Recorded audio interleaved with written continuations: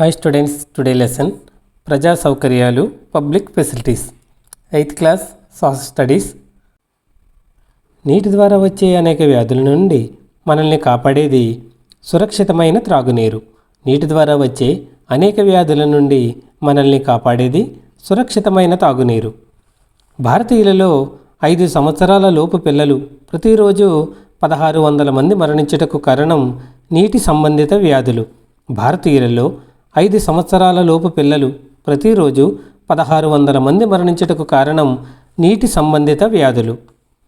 నీటిని పొందే హక్కును జీవించే హక్కులో భాగంగా గుర్తించిన ఆర్టికల్ భారత రాజ్యాంగంలోని ఆర్టికల్ 21. నీటిని పొందే హక్కును జీవించే హక్కులో భాగంగా గుర్తించిన ఆర్టికల్ భారత రాజ్యాంగంలోని ఆర్టికల్ 21. సురక్షిత మంచినీరు పొందే హక్కు ప్రాథమిక హక్కు అని పేర్కొన్నవి సుప్రీంకోర్టు, హైకోర్టులు. సురక్షిత మంచినీరు పొందే హక్కు ప్రాథమిక హక్కు అని పేర్కొన్నవి సుప్రీంకోర్టు, హైకోర్టులు.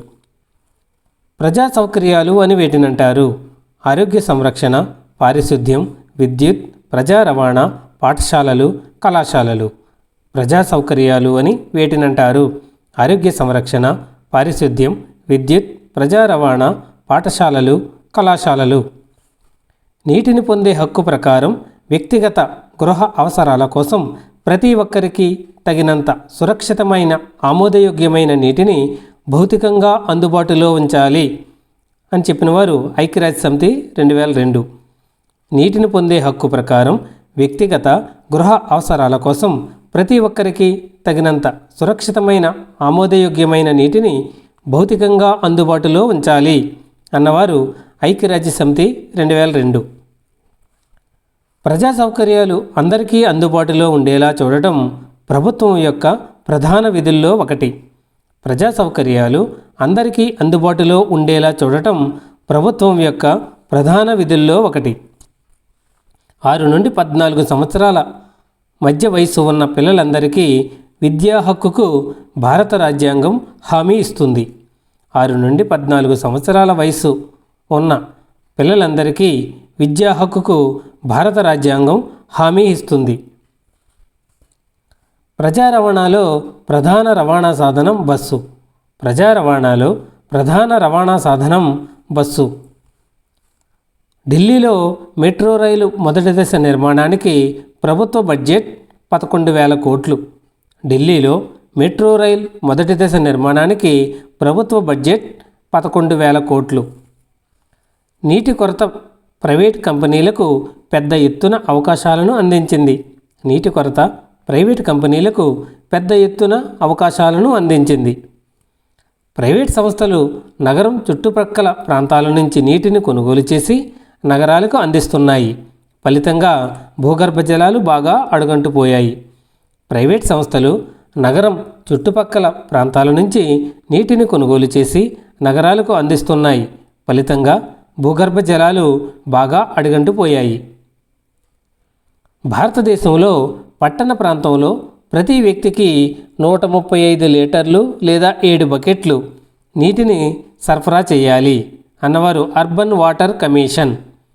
భారతదేశంలో పట్టణ ప్రాంతంలో ప్రతి వ్యక్తికి 135 లీటర్లు లేదా 7 బకెట్ల నీటిని సరఫరా చేయాలి అన్నవారు అర్బన్ వాటర్ కమిషన్. మురికివాడల్లో ఒక వ్యక్తి సగటున రోజుకు 20 లీటర్లు కంటే తక్కువ లేదా ఒక బకెట్ నీటితో సరిపెట్టుకుంటున్నారు. మురికివాడల్లో ఒక వ్యక్తి సగటున రోజుకు 20 లీటర్ల నీటి కంటే తక్కువ లేదా ఒక బకెట్ నీటితో సరిపెట్టుకుంటున్నారు. విలాసవంతమైన హోటల్స్లో నివసించే వ్యక్తి రోజుకు 1600 లీటర్లు లేదా 80 బకెట్ల కంటే ఎక్కువ నీటిని ఉపయోగిస్తున్నారు.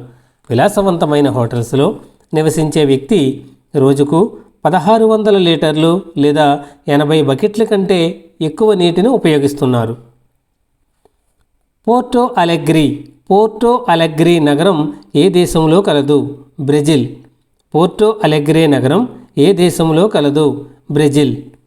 పోర్టో అలెగ్రే నగరంలో పేదలు ఉన్నప్పటికీ శిశు మరణాల సంఖ్య తక్కువగా ఉండుటకు కారణం నగర నీటి సరఫరా విభాగం శుద్ధమైన త్రాగునీటి సార్వత్రిక అందుబాటును సాధించింది.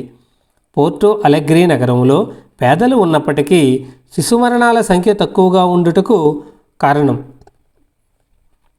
నగర నీటి సరఫరా విభాగం శుద్ధమైన త్రాగునీటి సార్వత్రిక అందుబాటును సాధించింది. ముంబైకి దూరంగా నివసించే వారికి నగరంలో పనిచేసుకునే వెసులుబాటును కల్పించింది సబర్బన్ రైల్వే ముంబై. ముంబైకి దూరంగా నివసించే వారికి నగరంలో పనిచేసుకునే వెసులుబాటును కల్పించింది సబర్బన్ రైల్వే ముంబై. ప్రపంచంలోనే అత్యంత రద్దీ రైలు మార్గం సబర్బన్ రైల్వే. ప్రపంచంలోనే అత్యంత రద్దీ రైలు మార్గం సబర్బన్ రైల్వే.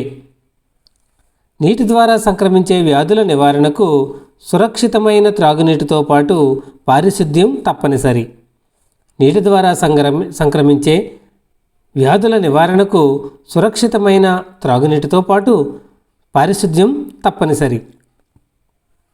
భారతదేశంలో పారిశుద్ధ్య సౌకర్యాల విస్తరణ నీటి సౌకర్యాల విస్తరణ కంటే బాగా వెనుకబడి ఉంది.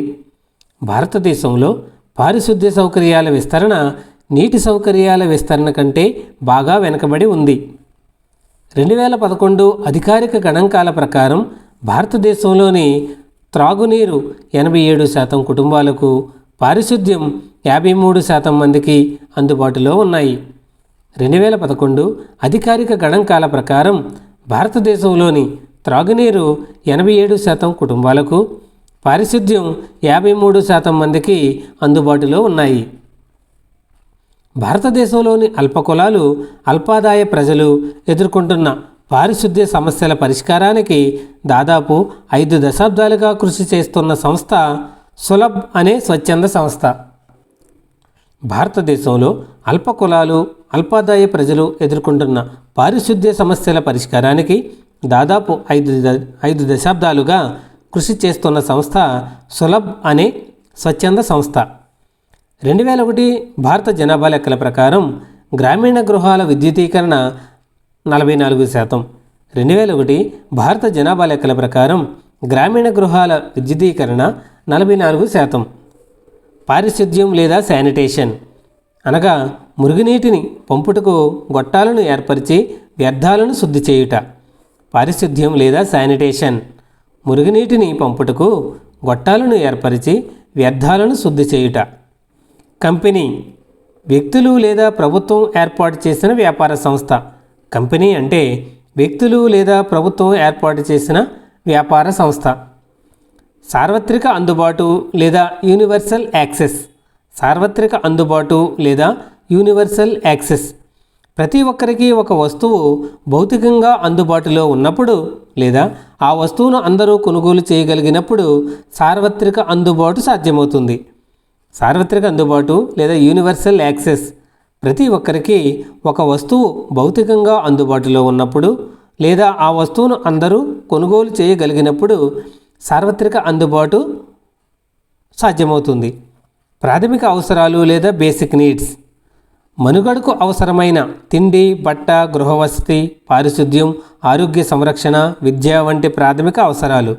ప్రాథమిక అవసరాలు లేదా బేసిక్ నీడ్స్ మనుగడకు అవసరమైన తిండి, బట్ట, గృహవసతి, పారిశుద్ధ్యం, ఆరోగ్య సంరక్షణ, విద్య వంటి ప్రాథమిక అవసరాలు.